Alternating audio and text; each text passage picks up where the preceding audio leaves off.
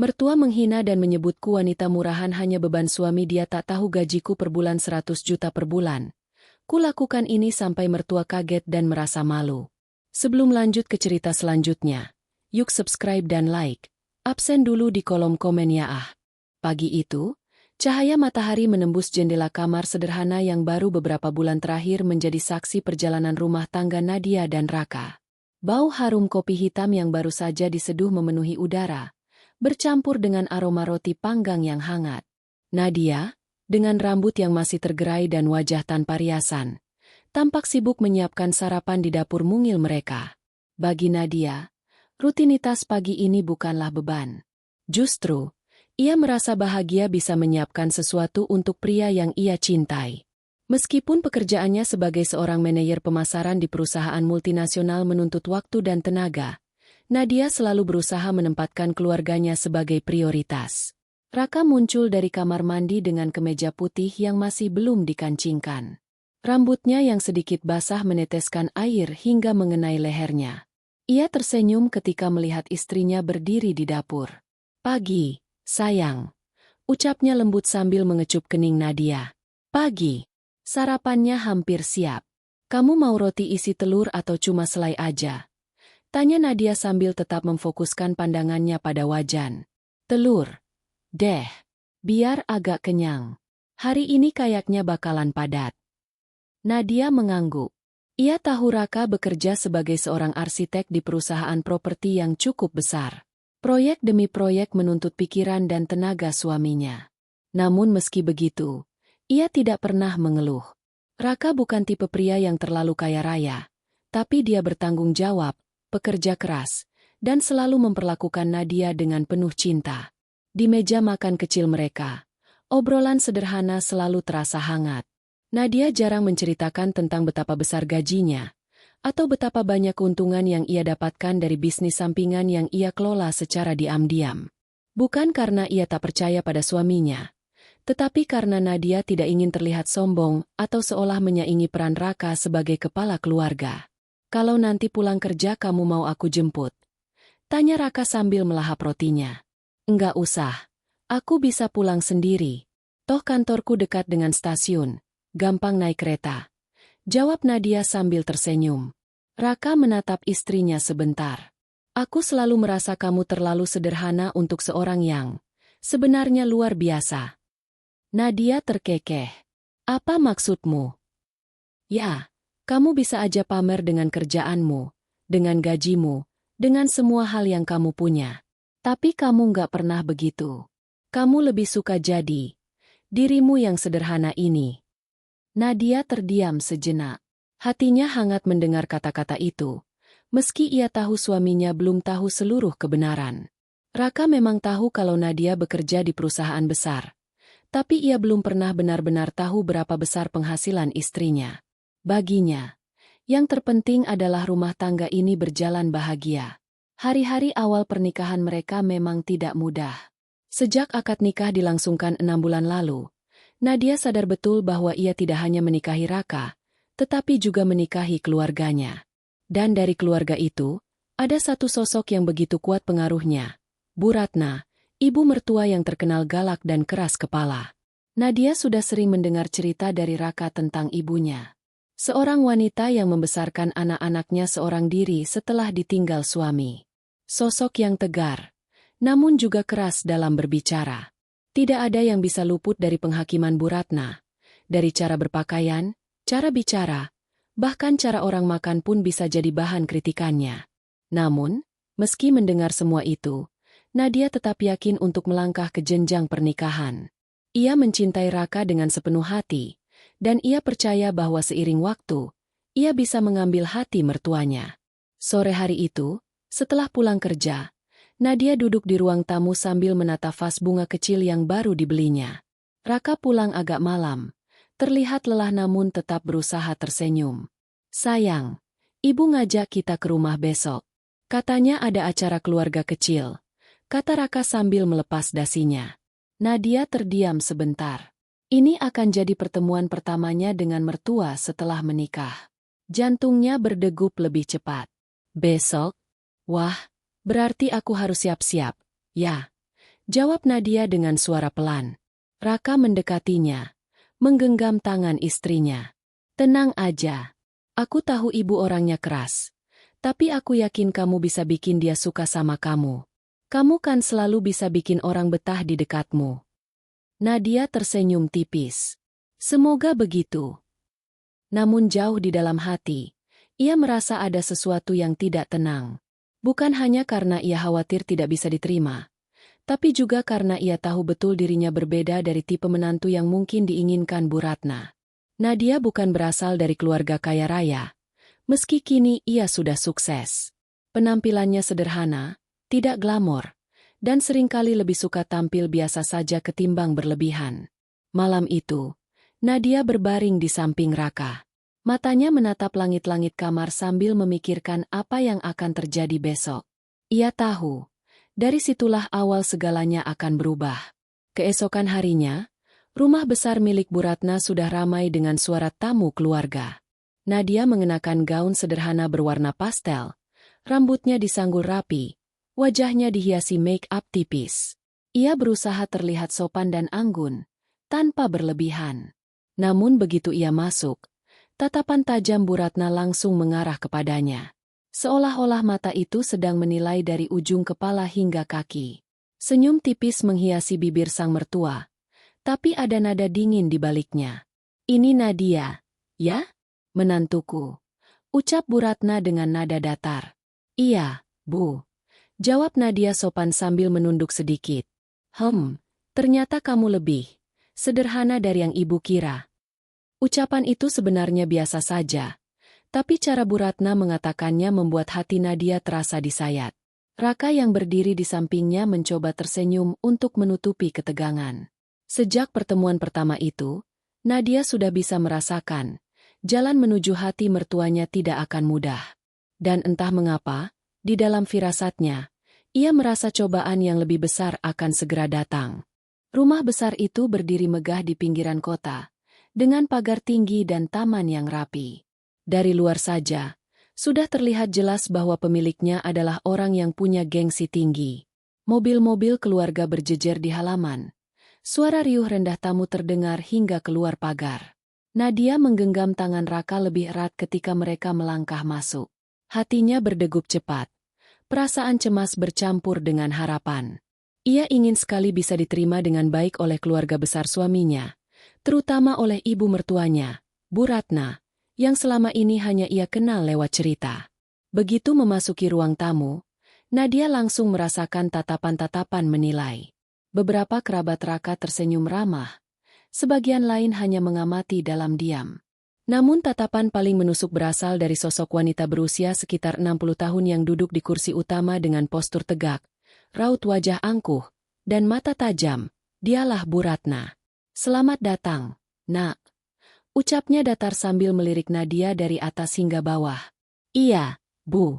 Terima kasih sudah mengundang saya. Jawab Nadia sopan, menundukkan kepala sedikit. Senyum Bu Ratna tipis, lebih mirip senyum basa-basi. Jadi ini menantuku. Raka, kamu nggak cerita kalau istrimu ternyata sederhana sekali. Ucapan itu terdengar jelas, meski disampaikan dengan nada seolah biasa saja. Nadia berusaha menahan diri. Bibirnya tetap tersenyum walau hatinya sedikit perih. Raka langsung menimpali. Ibu, Nadia memang orangnya nggak suka berlebihan. Justru itu yang aku suka. Namun, Bu Ratna tidak berhenti. Ia menatap gaun pastel sederhana yang dikenakan Nadia. Gaunmu bagus, tapi sepertinya bukan merek mahal, ya? Ibu kira menantu arsitek terkenal akan tampil lebih. Wow! Beberapa tamu terkekeh kecil. Sebagian lain menunduk tidak enak. Nadia menelan ludah. Ia bisa saja menjawab dengan menyebutkan isi lemari pakaiannya yang berisi busana dari butik internasional. Hasil jerih payahnya sendiri, tapi ia memilih diam. Setelah acara ramah tamah, keluarga besar berkumpul di ruang makan. Meja dipenuhi hidangan mewah. Nadia duduk di samping Raka, berusaha menjaga sikap. Tapi rupanya, Bu Ratna masih ingin menguji. Nadia, kamu sekarang kerja apa? Atau, memang fokus jadi ibu rumah tangga saja? Tanya Bu Ratna dengan nada menggali. Saya masih bekerja, Bu. Di perusahaan swasta. Jawab Nadia hati-hati. Perusahaan apa? Posisi apa? Gajinya berapa? Pertanyaan itu membuat Nadia agak kaget. Di dalam budaya keluarga besarnya, menanyakan gaji orang lain dianggap tidak sopan. Tapi ia tahu, Bu Ratna memang orang yang blak-blakan. Saya di bidang pemasaran, Bu. Alhamdulillah cukup untuk membantu kehidupan rumah tangga. Jawabannya diplomatis.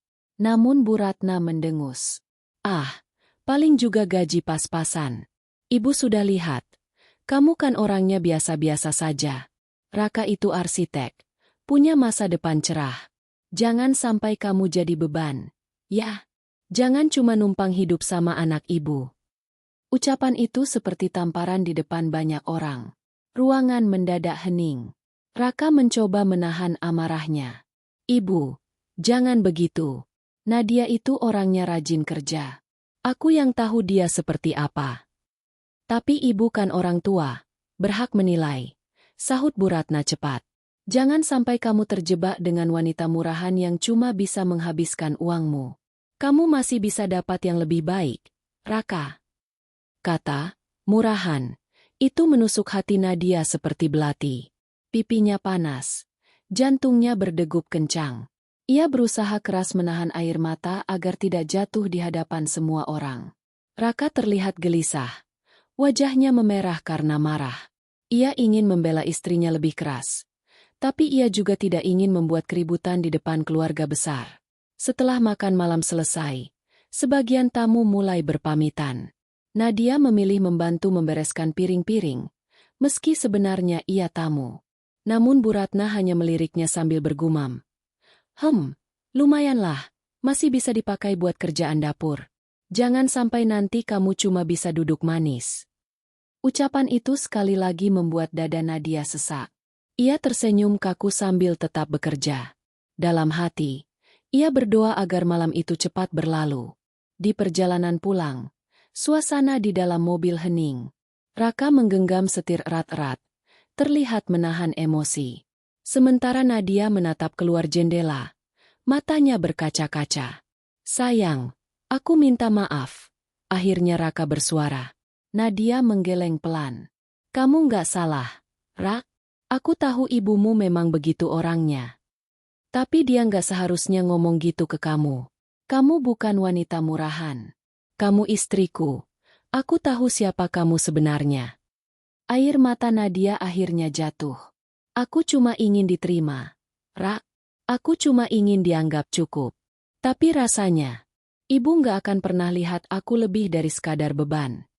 Raka menepikan mobil sebentar, lalu menggenggam tangan istrinya erat. Dengar, kamu bukan beban. Kamu anugerah buat aku. Aku janji, aku akan selalu ada buat kamu, meski harus berhadapan dengan ibu sekalipun. Nadia menatap suaminya dengan mata sembab, lalu mengangguk. Namun jauh di dalam hatinya, ia tahu ini baru awal dari perjalanan panjang. Ia harus kuat, karena penghinaan yang lebih besar mungkin akan datang. Malam itu, Nadia terbaring di ranjang dengan perasaan campur aduk. Ia mencoba tidur, tapi kata-kata Bu Ratna terus terngiang di telinganya. Wanita murahan, beban anakku. Namun di balik sakit hatinya, ada tekad yang mulai tumbuh. Ia tidak akan melawan dengan cara kasar. Ia tidak akan membalas dengan kemarahan. Nadia memilih jalan lain, membiarkan waktu dan kenyataan menunjukkan siapa dirinya sebenarnya. Ia tahu, kebenaran selalu punya cara untuk muncul. Dan suatu hari nanti, Bu Ratna akan menyadari betapa salahnya ia menilai. Malam itu, di dalam hati yang terluka, Nadia berjanji pada dirinya sendiri. Ia akan tetap berdiri anggun, meski terus direndahkan. Karena harga dirinya bukanlah murahan. Hari-hari setelah pertemuan pertama dengan mertua berjalan seperti biasa. Namun hati Nadia masih menyimpan luka. Kata-kata Bu Ratna tak pernah benar-benar hilang dari ingatannya. Setiap kali ia melihat wajahnya di cermin, ia teringat ucapan yang menusuk. Wanita murahan, beban anakku. Meski begitu, Nadia memilih untuk tidak menceritakan lebih banyak pada keluarganya atau sahabat-sahabatnya. Ia hanya menyimpannya sendiri, sesekali berbagi dengan Raka yang selalu mencoba menenangkan. Namun Bu Ratna tidak berhenti di situ. Sejak malam itu, ia sering menelpon Raka, memberikan komentar sinis tentang Nadia. Telepon tengah malam. Suatu malam, Nadia sedang menyiapkan laporan kerja di laptop ketika telepon Raka berdering. Suaminya mengangkat dengan wajah kaku, lalu berjalan ke balkon untuk berbicara. Dari nada suara yang terdengar, jelas sekali itu ibunya. "Iya, Bu, iya, Nadia baik-baik saja." Suara Raka terdengar sabar. Tak lama, terdengar nada tinggi dari seberang. "Enggak, Bu, dia bukan cuma numpang. Ibu salah." Nadia menghentikan ketikan jarinya. Perasaan sesak kembali muncul. Ia tahu percakapan itu tentang dirinya. Beberapa menit kemudian, Raka masuk dengan wajah muram. "Ibu bilang apa lagi?" tanya Nadia pelan. Raka menghela napas panjang. Beliau bilang, "Aku salah pilih istri. Katanya kamu terlalu biasa. Nggak ada yang bisa dibanggakan. Dia takut aku yang kerja keras. Tapi kamu cuma duduk manis menikmati hasilnya." Hati Nadia mencelos. Aku. Raka segera memotong. "Dengar. Sayang. Jangan simpan di hati. Kamu tahu aku nggak pernah mikir begitu. Kamu itu partnerku, bukan bebanku." Nadia mencoba tersenyum, tapi matanya basah. Ia tidak pernah membayangkan. Menjadi menantu berarti harus siap dijadikan sasaran cibiran setiap saat. Kunjungan ke rumah mertua. Beberapa minggu kemudian, Nadia dan Raka kembali berkunjung ke rumah Bu Ratna karena ada acara arisan keluarga. Sejak di mobil, Nadia sudah menyiapkan mentalnya. Ia tahu, cibiran mungkin akan muncul lagi. Benar saja, begitu sampai, Bu Ratna menyambut dengan senyum dingin. "Oh, datang juga kalian. Raka, kamu kelihatan makin kurusan. Jangan-jangan gara-gara istrimu nggak bisa ngurus rumah dengan baik, ya?" Ucapan itu membuat Nadia tercekat. Raka segera menjawab, "Bukan, Bu. Aku memang banyak kerjaan. Nadia selalu jaga aku dengan baik." Namun Bu Ratna tidak puas. Saat acara berlangsung, ia dengan sengaja mengajak beberapa tetangga membicarakan Nadia. "Menantu saya ini, cantik sih. Tapi saya heran, kerja apa dia sebenarnya? Kalau perempuan zaman sekarang kerja ya gajinya paling cukup buat beli lipstik dan tas murah, kan?" Beberapa orang terkekeh. Ada juga yang melirik Nadia dengan simpati. Nadia hanya bisa menunduk, meski hatinya panas. Ia ingin sekali mengatakan kalau gajinya 100 juta per bulan, bahwa ia mampu membeli rumah mewah tanpa cicilan. Tapi ia menahan diri. Raka yang mendengar jelas ucapan ibunya akhirnya bersuara. "Ibu, bisa nggak jangan begitu? Jangan rendahkan Nadia di depan orang lain." "Tapi itu kenyataan, Rak. Kamu harus hati-hati. Jangan sampai kamu yang banting tulang, dia yang senang-senang." Kata-kata itu membuat dada Nadia sesak. Ia berpura-pura sibuk dengan ponselnya agar tidak terlihat matanya berkaca-kaca. Luka di dalam rumah. Penghinaan demi penghinaan mulai berpengaruh pada rumah tangga mereka. Nadia yang biasanya ceria, mulai lebih sering diam. Saat makan malam, ia tidak banyak bicara. Saat Raka bercerita tentang pekerjaannya, Nadia hanya tersenyum tipis. Suatu malam, Raka menutup laptop Nadia dengan lembut. "Sayang, kamu kenapa akhir-akhir ini murung terus?" Nadia menunduk. "Aku cuma capek. Rasanya selalu salah di mata ibu. Apapun yang aku lakukan, selalu dianggap nggak cukup." "Jangan pedulikan ibu. Aku yang hidup sama kamu, bukan ibu," kata Raka tegas. "Tapi Rak, aku nggak mau kamu jadi terjepit di antara aku dan ibu. Aku tahu kamu juga tertekan." Raka menggenggam tangan istrinya. "Aku lebih tertekan kalau lihat kamu sedih. Aku nikah sama kamu bukan untuk bikin kamu menderita. Jadi jangan pernah merasa sendirian, ya?" Nadia mengangguk pelan. Meski dalam hati ia tahu luka yang ditorehkan mertua semakin dalam. Pertemuan di mall. Suatu hari, Nadia secara tidak sengaja bertemu Bu Ratna di sebuah pusat perbelanjaan. Bu Ratna sedang bersama teman-temannya, sementara Nadia baru selesai meeting dengan klien. Oh, Nadia, sendiri aja? Atau lagi belanja pakai uang Raka? Suara Bu Ratna meninggi, jelas dimaksudkan agar teman-temannya mendengar. Teman-teman Bu Ratna langsung menoleh. Beberapa menahan tawa kecil. Nadia tersenyum kaku. Saya habis meeting kerjaan, Bu. Sekalian mampir. Bu Ratna mendengus. Meeting kerjaan? Paling juga pura-pura sibuk. Raka tuh kerja keras siang malam. Tapi kamu malah jalan-jalan di mall. Kasihan anakku. Nadia menunduk. Tidak ingin memperpanjang. Namun salah satu teman Bu Ratna tiba-tiba bertanya. Kerja di mana, Nat? Nadia menjawab singkat. Di perusahaan swasta, Bu. Oh, jadi karyawan biasa toh. Potong Bu Ratna cepat. Seolah takut kebenaran lain keluar. Nadia hanya tersenyum. Lalu pamit. Tapi begitu melangkah keluar, air matanya menetes tanpa bisa ditahan. Ia merasa dipermalukan di depan umum. Padahal ia bisa saja membuktikan betapa suksesnya dirinya. Tekad yang mulai tumbuh. Malam itu, Nadia menatap tumpukan dokumen di mejanya. Laporan penjualan, rencana proyek, hingga proposal kerjasama bernilai miliaran rupiah. Semua itu hasil kerja kerasnya. Semua itu bukti nyata bahwa ia bukan beban. Namun ia tidak ingin gegabah. Ia tahu, kalau ia membalas langsung cibiran Bu Ratna dengan pamer kekayaan, itu hanya akan membuat hubungan makin renggang. Aku harus sabar, bisiknya pada diri sendiri. Tapi suatu hari nanti, kebenaran akan terlihat. Aku tidak perlu membuktikan apa-apa dengan mulut. Biarlah hasil kerja yang berbicara. Di depan cermin, Nadia melihat bayangan dirinya. Wajah yang lelah, tapi matanya menyala dengan tekad. Untuk pertama kalinya, ia tidak lagi hanya merasa sebagai korban cibiran. Ia mulai menyiapkan hati, bahwa saatnya akan tiba, dan ketika itu terjadi, Bu Ratna tidak akan bisa lagi menyebutnya wanita murahan. Hari itu, langit mendung sejak pagi. Hujan rintik-rintik turun, membasahi jalanan kota. Nadia dan Raka baru saja bersiap-siap ketika telepon dari Bu Ratna masuk. Raka, jangan lupa datang ke rumah. Ada kumpul keluarga besar. Semua orang sudah diundang. Ibu ingin kalian ada di sini. Nada suara ibunya terdengar tegas. Tidak memberi ruang untuk menolak. Raka melirik Nadia, yang sedang merapikan rambutnya. Kita berangkat sekarang, Bu.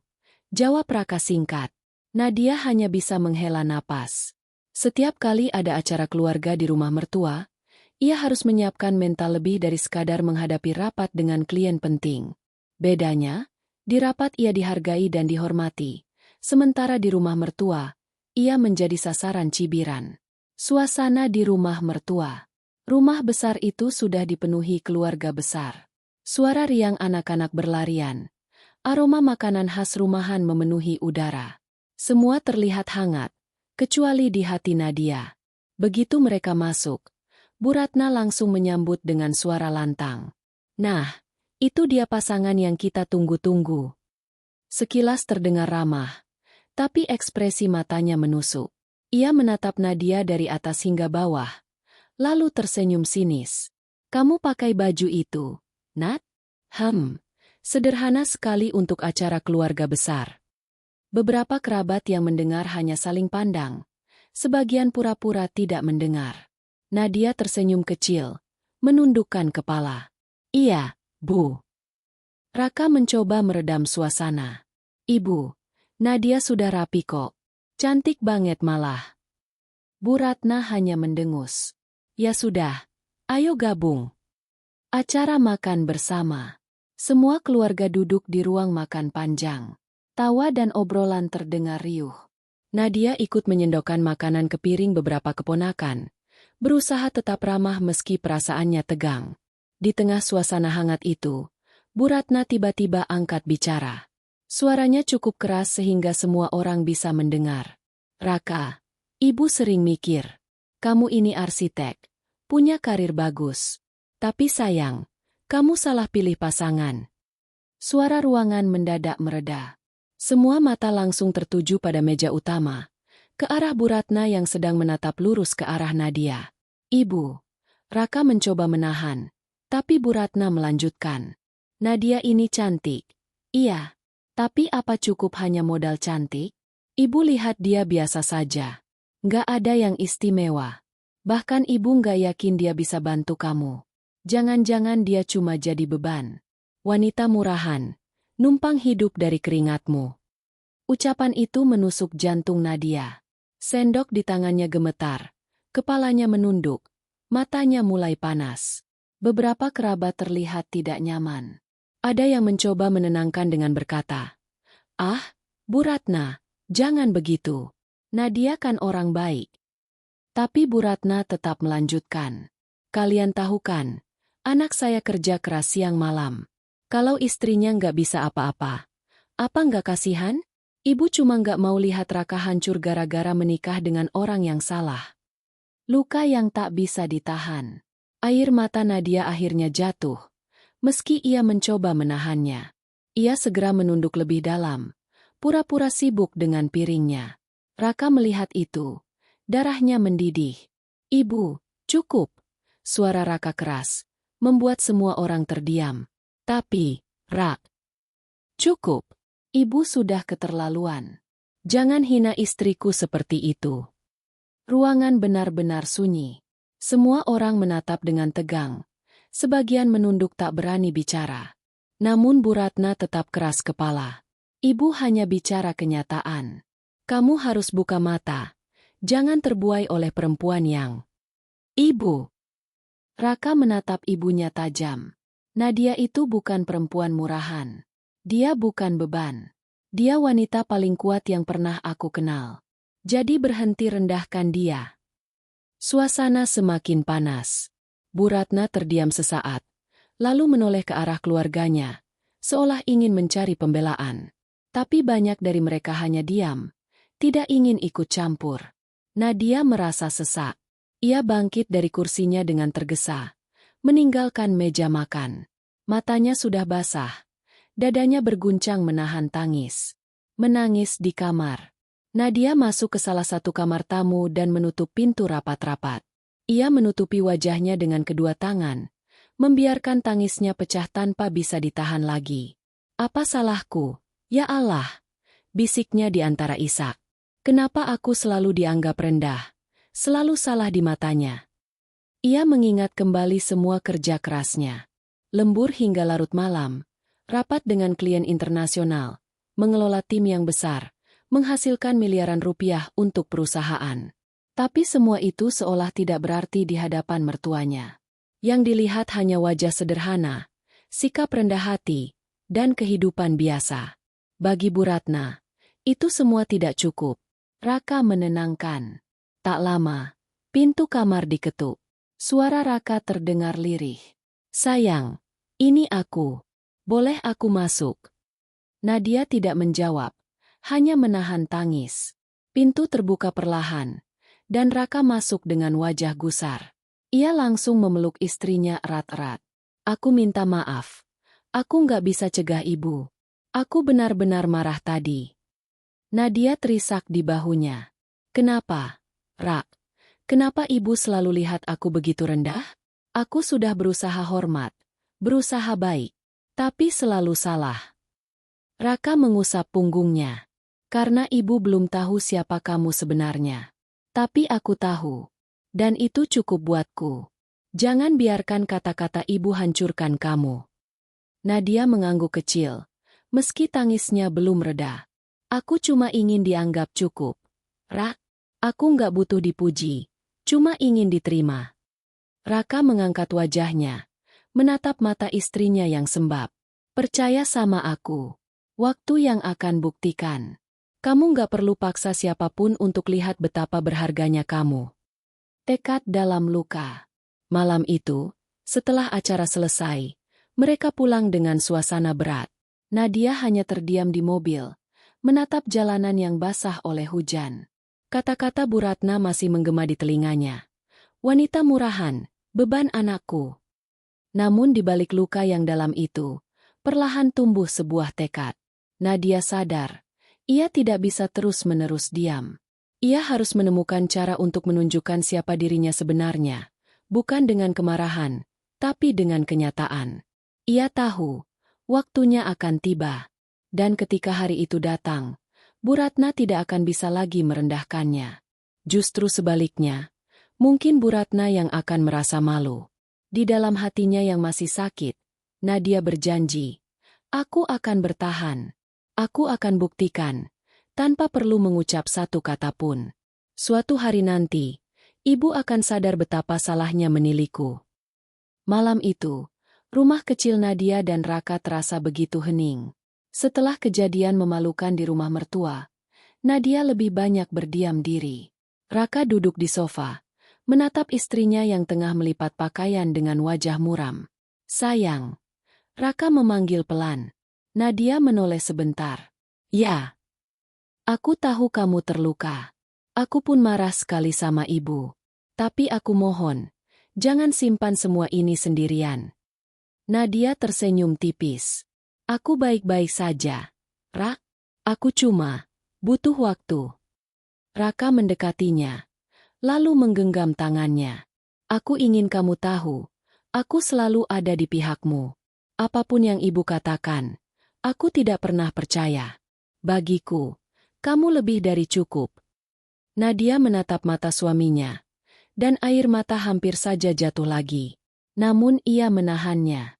Malam itu, ia memeluk Raka dengan erat. "Terima kasih sudah percaya sama aku." Namun dalam hati, Nadia mulai menyadari sesuatu. Kepercayaan suaminya saja tidak cukup. Ia tidak ingin Raka terus-menerus berada di tengah api antara dirinya dan ibunya. Ia harus melakukan sesuatu, bukan dengan emosi, tapi dengan strategi. Memikirkan jalan keluar. Keesokan harinya, di kantor, Nadia duduk di ruangannya yang luas dengan kaca besar menghadap kota. Di meja, terhampar tumpukan dokumen proyek, laporan keuangan, hingga kontrak baru. Ia menatap semua itu sambil termenung. Andai saja ibu tahu, semua yang ada di meja ini aku kerjakan.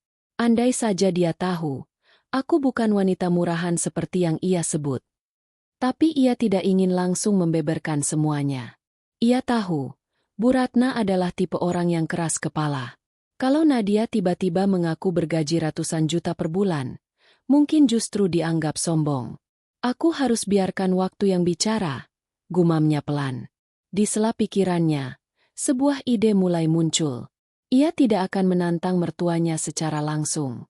Sebaliknya, ia akan menunjukkan pencapaiannya secara natural, dalam situasi yang tak bisa dibantah. Diam-diam membeli rumah. Beberapa minggu kemudian, Nadia mengatur jadwal untuk bertemu agen properti. Ia sudah lama menabung dan berinvestasi. Dengan gajinya yang besar ditambah hasil bisnis sampingan, ia sebenarnya sudah sangat mampu membeli rumah baru yang jauh lebih besar dari rumah kontrakan mereka sekarang. "Bu Nadia, ini rumah yang cocok untuk Anda. Lokasi strategis, fasilitas lengkap. Harganya memang tinggi, tapi saya tahu ibu mampu," ujar agen properti itu sambil tersenyum. Nadia menatap rumah modern 2 lantai dengan halaman luas. Matanya berbinar, membayangkan dirinya dan Raka tinggal di sana. "Aku akan ambil," jawab Nadia mantap. Ia membayar sebagian besar dengan tunai, sisanya dengan cicilan ringan hanya untuk keperluan administrasi. Transaksi itu berjalan lancar, dan rumah itu resmi atas namanya. Namun Nadia memilih merahasiakan hal ini sementara waktu, bahkan dari mertuanya. Hanya Raka yang tahu, dan suaminya sempat terperangah ketika mendengar kabar itu.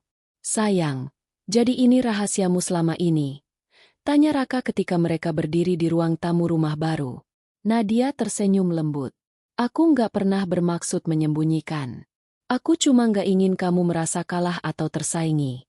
Tapi aku rasa sekarang, aku harus mulai melindungi diriku juga." Raka memeluknya erat. "Aku bangga sekali sama kamu. Aku janji akan simpan ini sampai kamu siap menunjukkan ke orang lain." Sikap di depan mertua. Meski kini ia sudah memiliki rumah mewah, Nadia tetap tampil sederhana ketika bertemu mertua. Ia masih mengenakan gaun pastel atau kemeja biasa. Masih menunduk sopan ketika Bu Ratna menatapnya sinis. Beberapa kali, Bu Ratna kembali melontarkan komentar pedas. "Raka, kenapa istrimu nggak pernah pakai perhiasan? Jangan-jangan memang nggak punya. Atau jangan-jangan semua uangmu habis buat dia belanja barang-barang murahan?" Nadia hanya tersenyum, meski hatinya perih. Ia tahu, saat ini bukan waktu yang tepat untuk membalas. Namun di balik diamnya, ia menyusun rencana. Ia mulai sering berdonasi diam-diam ke yayasan anak yatim, memberikan beasiswa untuk anak-anak kurang mampu, dan semua itu tercatat rapi dengan namanya sebagai donatur. Ia tahu, suatu saat hal itu akan terbuka juga. Diskusi dengan sahabat.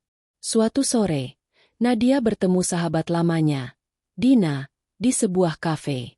Dina yang tahu kesuksesan Nadia langsung kagum. "Nat, aku nggak habis pikir kenapa kamu masih bisa tahan dipandang rendah. Padahal aku tahu kamu bisa dengan mudah bikin mereka tercengang." Nadia tersenyum pahit. "Kalau aku balas dengan pamer, aku sama saja seperti yang ibu pikirkan, wanita murahan yang haus pujian. Aku nggak mau itu." "Terus, rencanamu apa?" tanya Dina penasaran. "Aku akan biarkan semua mengalir. Suatu hari nanti, tanpa aku bicara pun, semua orang akan tahu siapa aku sebenarnya. Dan saat itu tiba, ibu nggak akan bisa lagi menyebutku beban." Dina menatap sahabatnya kagum. "Kamu memang luar biasa, Nat. Sabar banget. Aku yakin, waktunya akan datang." Tekad yang mantap. Malam itu, Nadia menulis di jurnal pribadinya. "Aku tidak akan membalas dengan kata-kata. Aku tidak akan membuktikan dengan marah.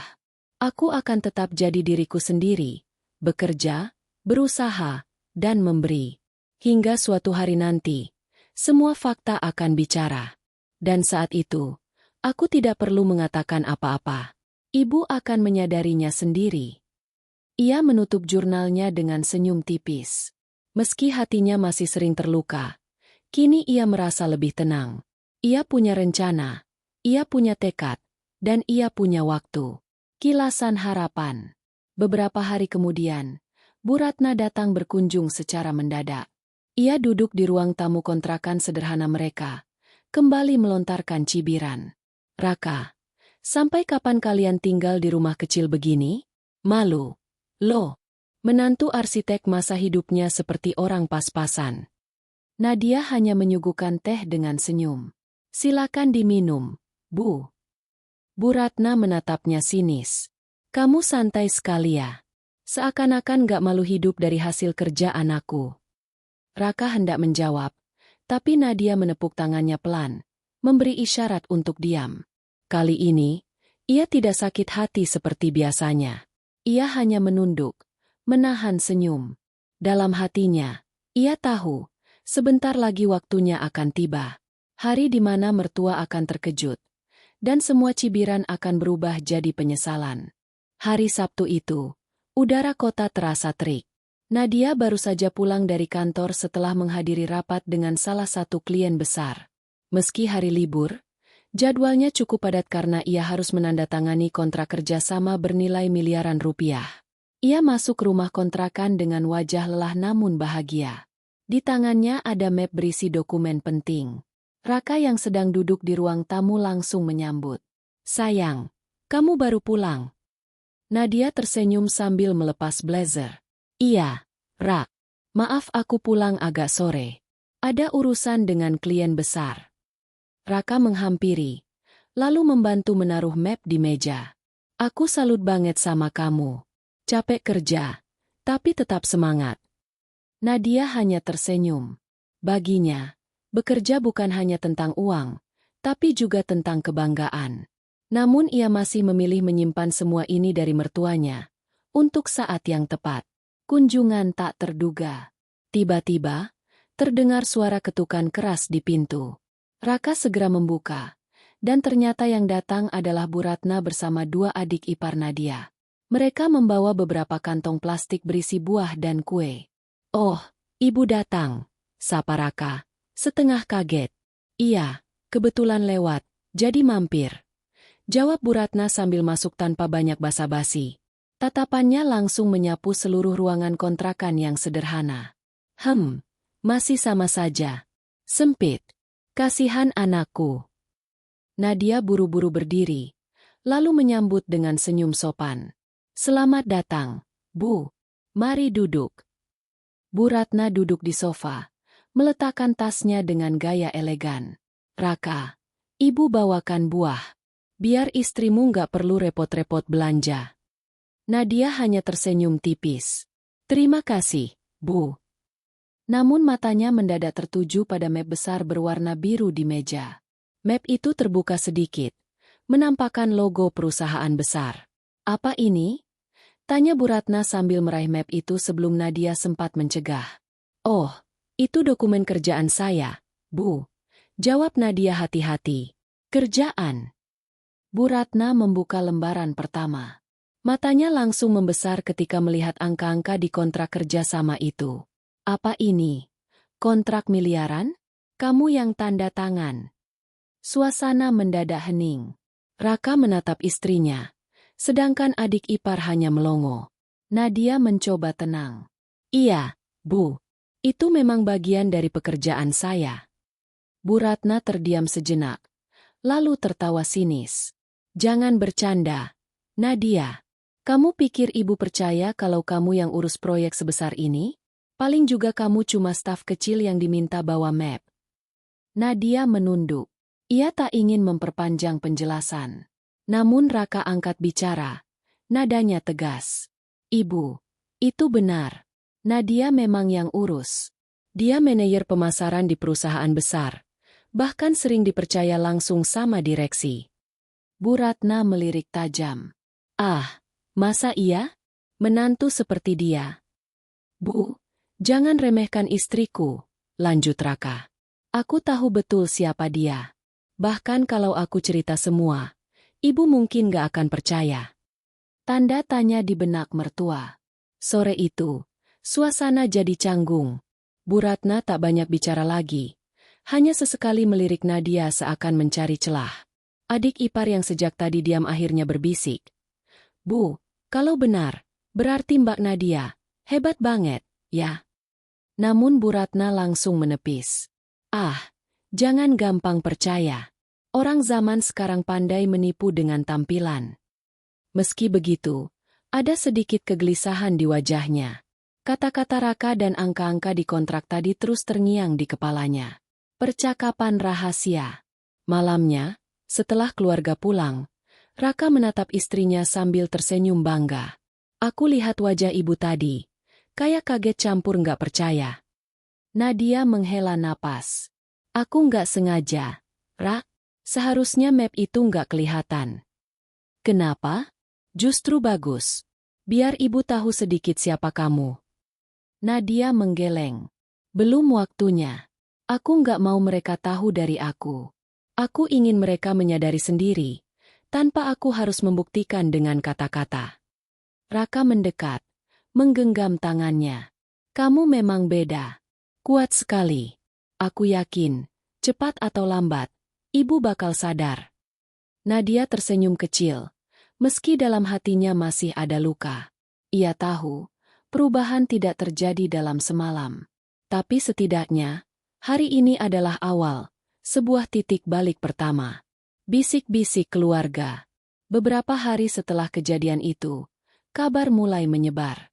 Adik ipar Nadia yang melihat langsung kontrak di rumah, tanpa sadar menceritakan kepada saudara lain. Kalian tahu nggak? Katanya Mbak Nadia pegang proyek miliaran di kantornya. Masa sih? Bukannya dia cuma kerja biasa. Entahlah, tapi aku lihat sendiri mapnya. Ada tanda tangannya. Gosip itu akhirnya sampai juga ke telinga Bu Ratna. Ia pura-pura tidak peduli, tapi diam-diam rasa penasaran makin besar. Benarkah menantu yang ia anggap murahan itu sebenarnya punya kemampuan luar biasa? Ujian baru. Namun alih-alih melunak, Bu Ratna justru semakin sering mencari celah.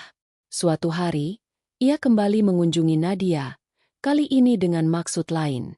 Nadia, Ucapnya ketika mereka duduk berdua di teras. Ibu dengar kamu kerja di perusahaan besar. Tapi, jangan lupa ya, sebesar apapun gajimu, tugas utama perempuan tetap melayani suami. Jangan sibuk kerja sampai lupa kewajiban. Nadia menatapnya tenang. Saya tahu, Bu. Justru karena saya bekerja, saya ingin membantu suami. Biar Raka tidak terbebani. HMPH, dengus Bu Ratna. Kita lihat saja. Jangan sampai kamu besar kepala hanya karena dapat sedikit lebih banyak. Nadia tersenyum tipis. Ia tidak tersinggung, karena tahu perlahan-lahan kebenaran sedang membuka jalan. Harapan kecil. Malam itu, Nadia duduk di balkon rumah kecilnya. Angin malam menerpa wajahnya lembut. Ia menatap langit penuh bintang, lalu berbisik pada dirinya sendiri. Ini baru awal. Mungkin ibu masih menolak percaya. Tapi aku yakin, perlahan, semua akan terlihat jelas. Aku hanya perlu tetap sabar. Ia menutup mata sejenak, merasakan ketenangan. Ada harapan kecil tumbuh di hatinya, bahwa suatu hari, tidak hanya mertuanya yang akan kaget, tapi mungkin juga bangga. Dan untuk itu, ia siap menunggu. Hari itu, perusahaan tempat Nadia bekerja mengadakan acara peresmian kantor cabang baru. Gedung modern dengan desain kaca megah berdiri gagah di pusat kota, menjadi bukti berkembangnya perusahaan multinasional itu. Sebagai salah satu manajer senior yang memimpin divisi pemasaran, Nadia diminta hadir bersama jajaran eksekutif lainnya. Ia berdiri di barisan depan, mengenakan setelan blazer putih elegan dengan rambut disanggul sederhana. Senyumnya ramah, langkahnya anggun, namun aura percaya dirinya memancar jelas. Sementara itu, Bu Ratna bersama rombongan arisan sosialitanya kebetulan juga hadir, karena salah satu kenalannya adalah investor di perusahaan tersebut. Ia tidak tahu sama sekali bahwa menantunya bekerja di sana. Pertemuan yang mengejutkan. Bu Ratna tengah sibuk bercakap dengan teman-temannya saat MC mulai memanggil nama para pimpinan divisi. Dan inilah sosok di balik suksesnya strategi pemasaran perusahaan kami, Ibu Nadia Prameswari, Marketing Senior Manager. Hening sejenak. Mata Bu Ratna terbelalak ketika melihat Nadia melangkah naik ke panggung, menerima penghargaan dari direktur utama. Tepuk tangan riuh bergema di seluruh ruangan. Itu, bukan menantuku, bisik Bu Ratna kaget pada temannya. Betul, Bu. Saya sering dengar nama beliau. Katanya gajinya saja bisa lebih dari 100 juta per bulan. Luar biasa, ya? Masih muda, cantik, dan sukses. Bu Ratna tercekat. Kata-kata itu bagai palu goda menghantam kepalanya.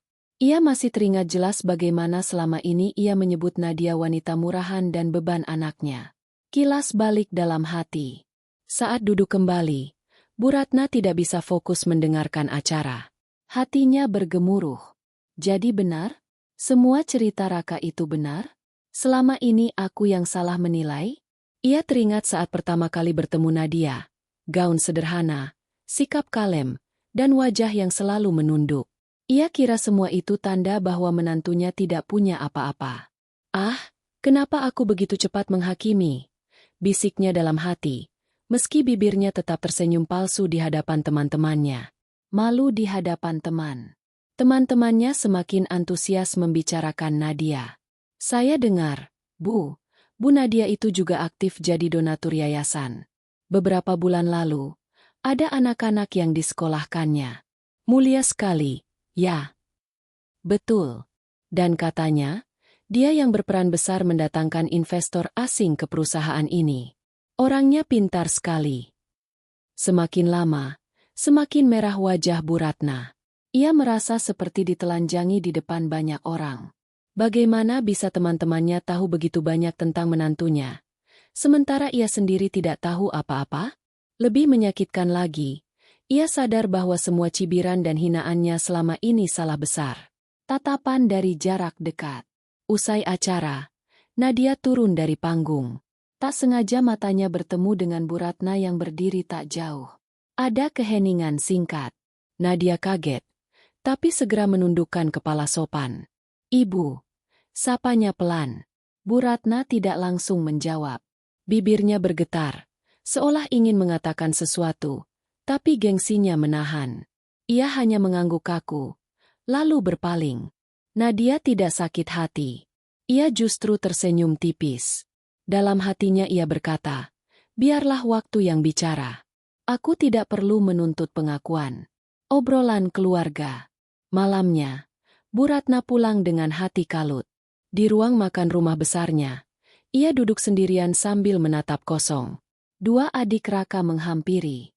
Ibu, kenapa kelihatan bingung? Tanya salah satunya.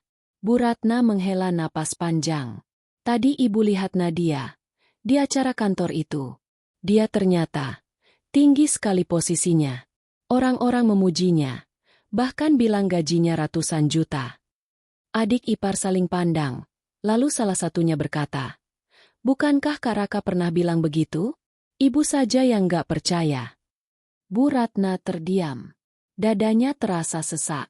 Rasa malu bercampur bersalah menyesakkan pikirannya. Kebanggaan terselubung.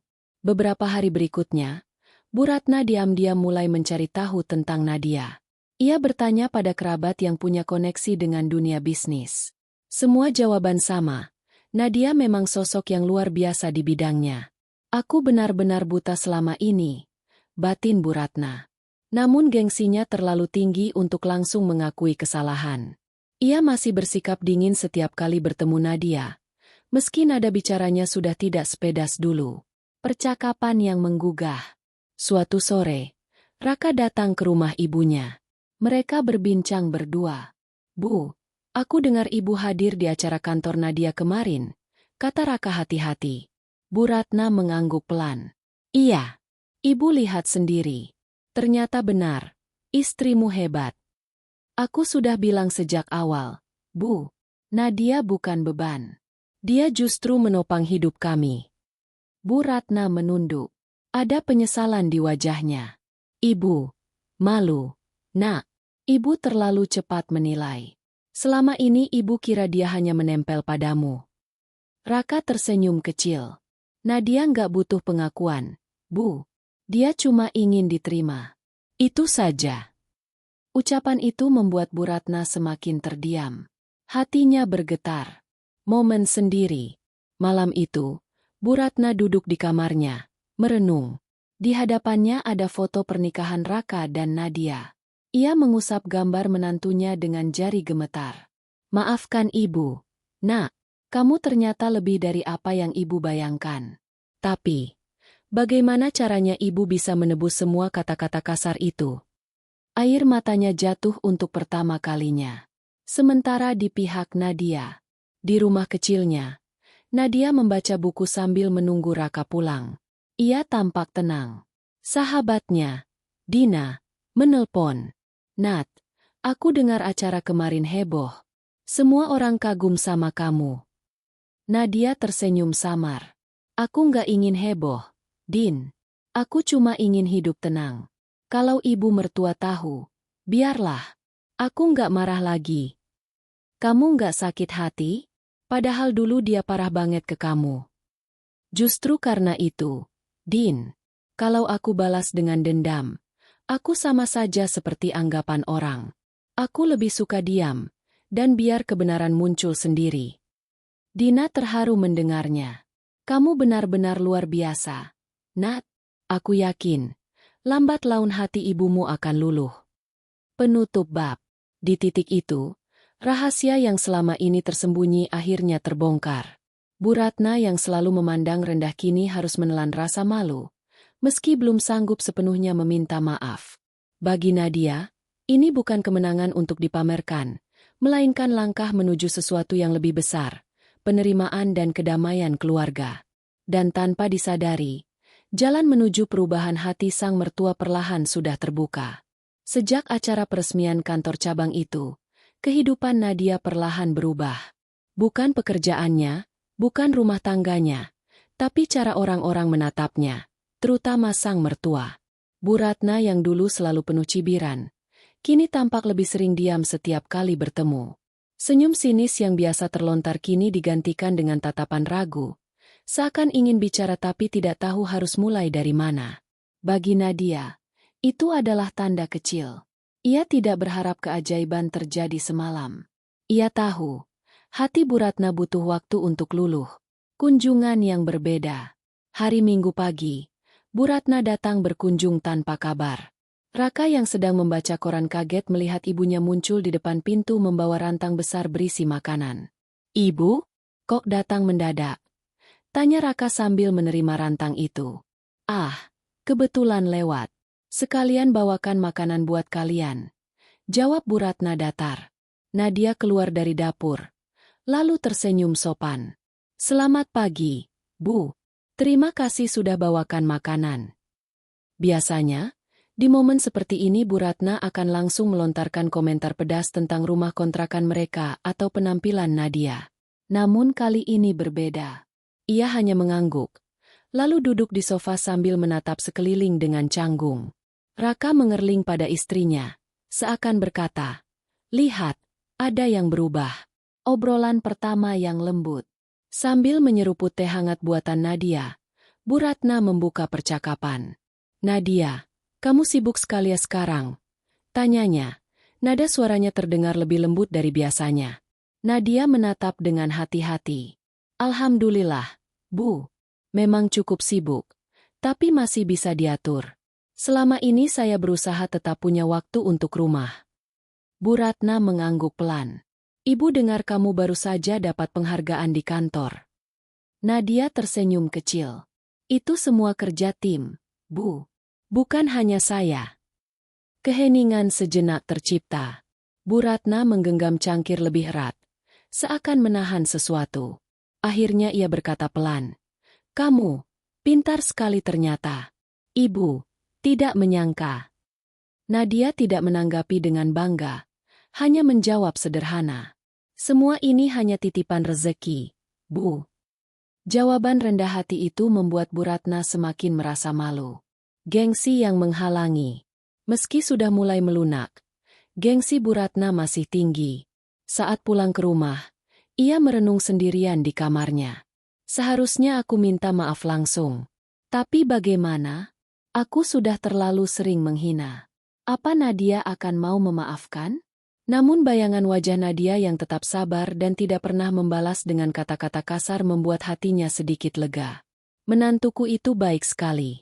Mungkin dia akan mengerti. Perubahan yang disadari Raka. Beberapa minggu berikutnya, perubahan kecil semakin terlihat. Bu Ratna yang biasanya jarang menghubungi Nadia, kini lebih sering menelpon. "Assalamualaikum, Nadia. Lagi sibuk?" "Waalaikumsalam, Bu. Tidak terlalu. Ada apa ya?" "Ibu cuma mau tanya, kamu sudah makan? Jangan lupa jaga kesehatan, ya." Raka yang mendengar percakapan itu hanya bisa tersenyum geli. Setelah telepon ditutup, ia menggoda istrinya. "Wah, sekarang ibu berubah 180 derajat. Dulu tiap ketemu yang keluar cuma kritik. Sekarang malah nanyain kamu makan atau belum." Nadia tertawa kecil. "Aku senang, Ra. Mungkin ini pertanda baik. Ujian kesabaran lagi." Namun perubahan tidak selalu mulus. Suatu hari, Bu Ratna tetap sempat melontarkan kalimat yang menusuk, meski nadanya lebih halus. "Nadia, kamu memang sukses di luar sana. Tapi ingat, rumah tangga itu yang utama. Jangan sampai Raka merasa nomor 2, ya." Nadia menanggapi dengan tenang. "Saya mengerti, Bu. Justru karena saya bekerja, saya ingin bisa menopang rumah tangga ini lebih baik, biar Raka tidak terlalu terbebani." Bu Ratna menatapnya lama. Ada kerikil gengsi dalam sorot matanya, tapi juga ada secercah pengakuan. Momen bersama. Pada suatu acara keluarga, Nadia kembali ikut serta. Kali ini, suasana terasa berbeda. Kerabat-kerabat yang sudah mendengar kabar tentang kesuksesannya lebih ramah dan hormat kepadanya. "Nadia, saya dengar Anda berhasil bawa investor besar ya? Luar biasa," kata salah satu paman Raka. "Oh, kebetulan saja, Pak. Itu kerja sama tim," jawab Nadia kalem. Sementara itu, Bu Ratna hanya duduk diam, mendengarkan. Ada rasa bangga terselubung di wajahnya, Meski tidak terucap. Ketika acara selesai, beberapa kerabat memuji Bu Ratna. Bu Ratna, menantu ibu hebat sekali ya. Beruntung Raka punya istri seperti itu. Bu Ratna hanya tersenyum kaku. Namun dalam hatinya, ada rasa hangat yang sulit ia sembunyikan.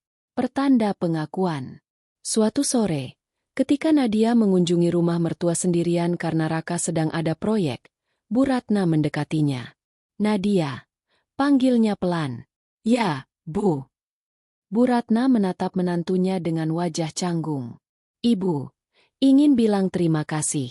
Kamu sudah mendampingi Raka dengan baik. Ibu sering salah menilai kamu. Nadia tersenyum hangat. Tidak apa-apa, Bu. Saya mengerti. Kata-kata singkat itu saja sudah cukup membuat hati Bu Ratna bergetar. Ia tidak mengira Nadia bisa begitu pemaaf. Renungan dalam hati. Malam itu, sebelum tidur, Bu Ratna menulis di buku catatannya. Menantuku, ternyata bukan hanya baik hati, tapi juga bijaksana. Aku yang buta oleh gengsi, terlalu cepat menghakimi. Tapi dia tidak pernah membalas. Malah selalu menghormati. Aku harus belajar darinya. Perubahan nyata. Hari-hari berikutnya, hubungan mereka semakin membaik. Bu Ratna mulai sering mengajak Nadia berbicara tentang hal-hal ringan, bahkan kadang meminta pendapatnya. Nadia, menurutmu, bagus tidak kalau ibu ikut usaha kecil-kecilan?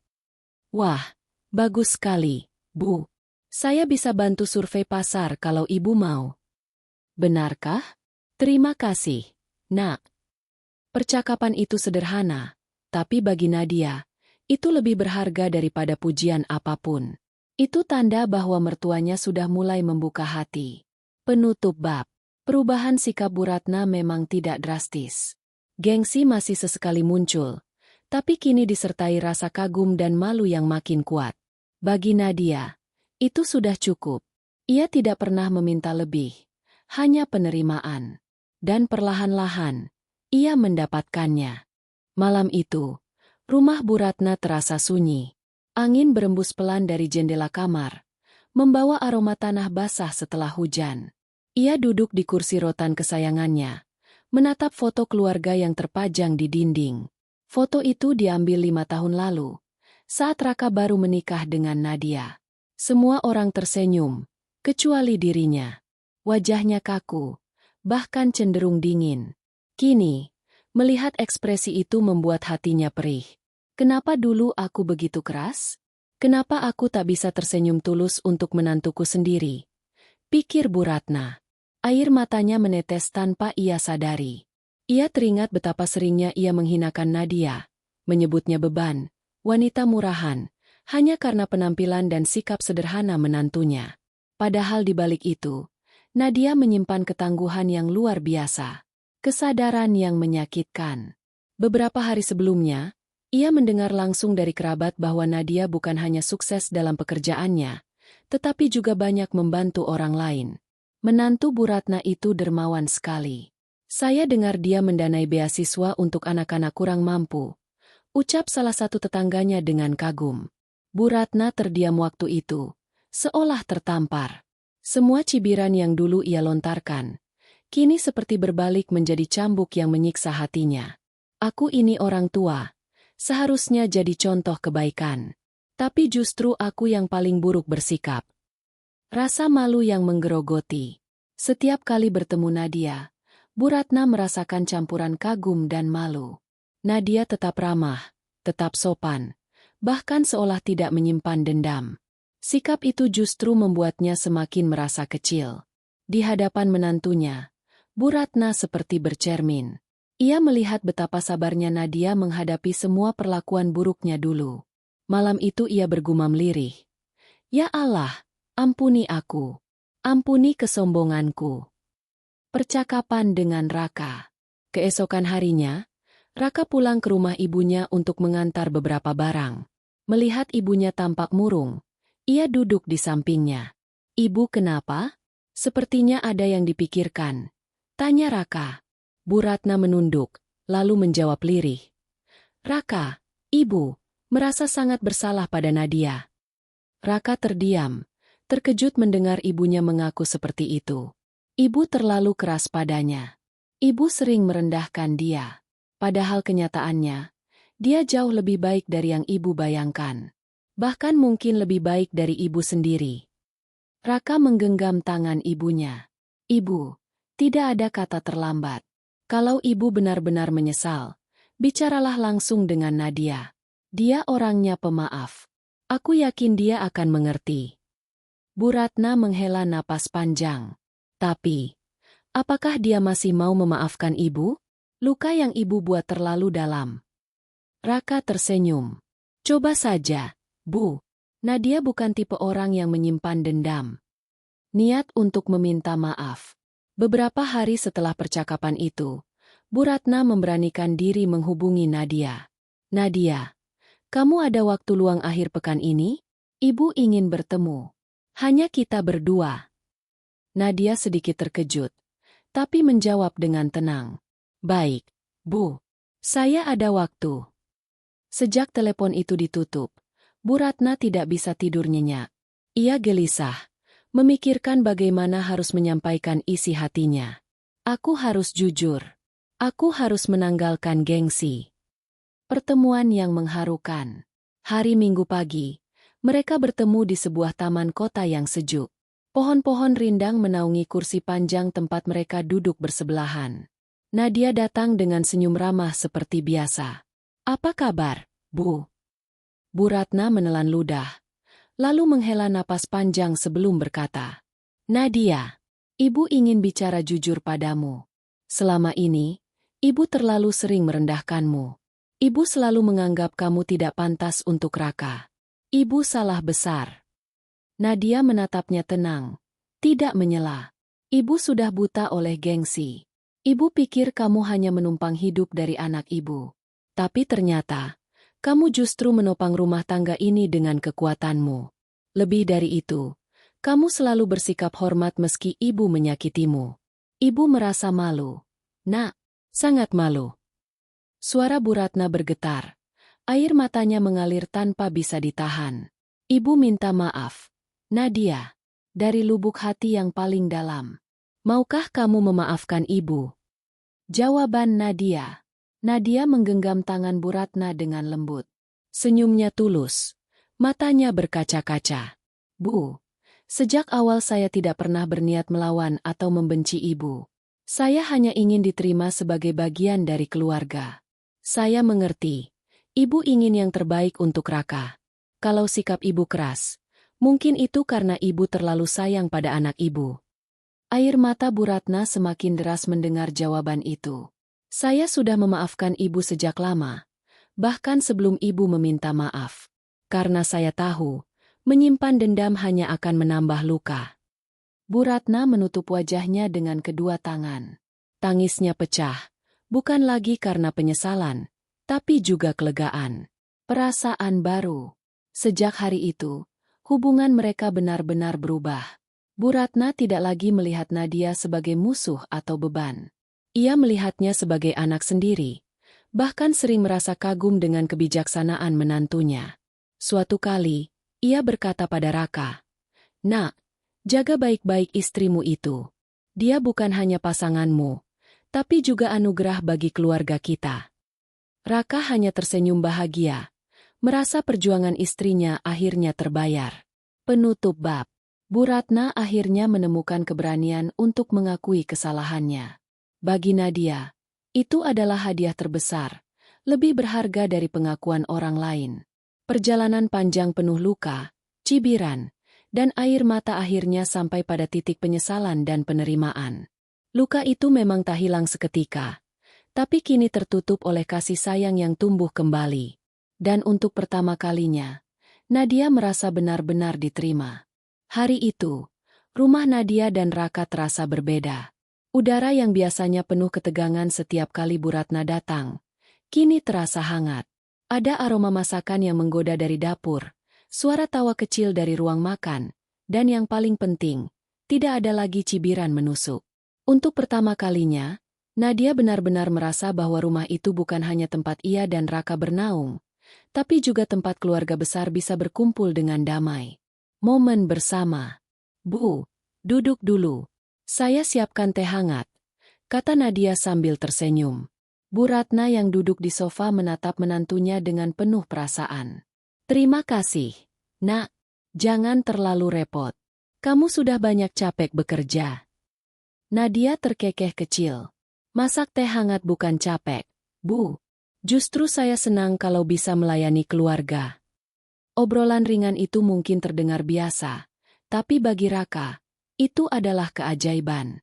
Ia duduk di kursi sambil memperhatikan dua perempuan yang ia cintai itu akhirnya bisa berbicara tanpa ketegangan.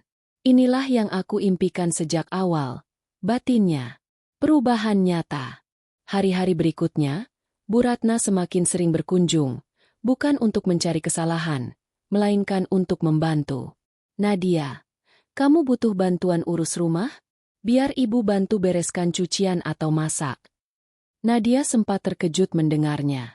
Dulu, mustahil Bu Ratna menawarkan hal seperti itu. Tapi kini, perubahan itu nyata. Terima kasih, Bu. Tapi biar saya saja. Kalau ibu ingin masak, saya malah senang sekali. Kita bisa masak bareng. Jawab Nadia ramah. Mereka pun mulai menghabiskan waktu bersama di dapur. Tangan Bu Ratna yang terampil mengiris bawang, sementara Nadia menyiapkan bumbu. Di sela aktivitas, mereka berbincang santai, seperti ibu dan anak sungguhan. Pengakuan di depan keluarga. Suatu hari, keluarga besar berkumpul untuk acara syukuran kecil. Bu Ratna berdiri di depan semua orang dengan suara bergetar. Saya ingin mengatakan sesuatu. Selama ini, saya banyak salah terhadap menantu saya, Nadia. Saya sering merendahkannya, padahal dia jauh lebih baik dari yang saya kira. Saya malu, dan saya bersyukur Allah masih memberi saya kesempatan untuk memperbaiki hubungan ini. Semua orang terdiam, lalu menatap Nadia. Nadia bangkit, berjalan ke arah mertuanya, lalu menggenggam tangannya. Saya juga berterima kasih, Bu, karena sudah mau membuka hati untuk menerima saya. Bagi saya, keluarga itu segalanya. Tanpa restu ibu, rumah tangga saya tidak akan tenang. Para kerabat menitikkan air mata melihat momen itu. Tidak ada lagi jarak, hanya kehangatan yang tulus. Doa sang mertua. Sejak saat itu, Bu Ratna sering mendoakan Nadia dalam setiap sujudnya. Ya Allah, jagalah menantuku. Dia perempuan yang engkau kirim untuk mendampingi anakku. Ampuni aku yang dulu buta oleh gengsi. Balaslah kesabarannya dengan kebahagiaan. Doa itu membuat hatinya tenang. Ia merasa lebih ringan, seakan beban bertahun-tahun terangkat. Kehidupan baru. Nadia pun merasa lebih bebas. Ia tidak lagi takut setiap kali harus berhadapan dengan mertuanya. Beban yang dulu menghantui, kini berganti dengan rasa damai. Bahkan, Nadia merasa punya ibu kedua yang akhirnya bisa ia hormati dengan sepenuh hati. Bu, bagaimana kalau kita rutin arisan keluarga di rumah saya setiap bulan? Usul Nadia suatu sore. Wah, itu ide bagus. Biar rumahmu selalu ramai dengan keluarga. Jawab Bu Ratna antusias. Acara itu pun menjadi tradisi baru. Keluarga besar semakin kompak, dan hubungan mereka semakin erat. Pesan untuk Raka. Suatu malam, saat Nadia sudah tertidur, Bu Ratna berbicara serius dengan Raka. Raka, kamu laki-laki beruntung. Istrimu bukan hanya cantik, tapi juga berhati besar. Jangan pernah sia-siakan dia. Jaga dia seumur hidupmu. Raka mengangguk haru. Insya Allah, Bu. Saya akan menjaga Nadia dengan segenap hati saya. Bu Ratna tersenyum, lalu menepuk bahu anaknya. Untuk pertama kalinya, ia merasa benar-benar lega. Rekonsiliasi yang sempurna. Waktu berlalu, luka lama benar-benar terkubur. Hubungan yang dulu penuh dengan kebencian kini berbuah kasih sayang. Di sebuah momen ulang tahun Bu Ratna, Nadia memberikan hadiah sederhana, sebuah selendang sutra berwarna ungu lembut. Ini untuk ibu. Semoga ibu selalu sehat. Ucap Nadia. Bu Ratna memeluknya erat. Air matanya menetes. Terima kasih, Nak. Hadiah terindah buat ibu bukan selendang ini, tapi kamu. Karena kamu tetap mau menerima ibu meski ibu pernah begitu jahat padamu. Pelukan itu menjadi simbol rekonsiliasi. Luka yang dulu terasa dalam, kini telah digantikan oleh cinta dan penghormatan. Penutup cerita. Nadia tidak pernah merasa perlu membuktikan apa-apa lagi. Bukan gaji 100 juta per bulannya yang membuatnya dihargai, melainkan ketulusan dan kesabarannya. Sementara Bu Ratna belajar satu hal berharga. Jangan pernah menilai seseorang dari luarnya. Kadang, orang yang terlihat sederhana justru menyimpan kekuatan luar biasa. Rumah tangga Nadia dan Raka pun berjalan lebih harmonis. Dengan restu mertua, kehidupan terasa lebih lengkap. Dan untuk pertama kalinya dalam hidup, Nadia merasa benar-benar diterima. Bukan karena uang, bukan karena pencapaian, tapi karena hatinya.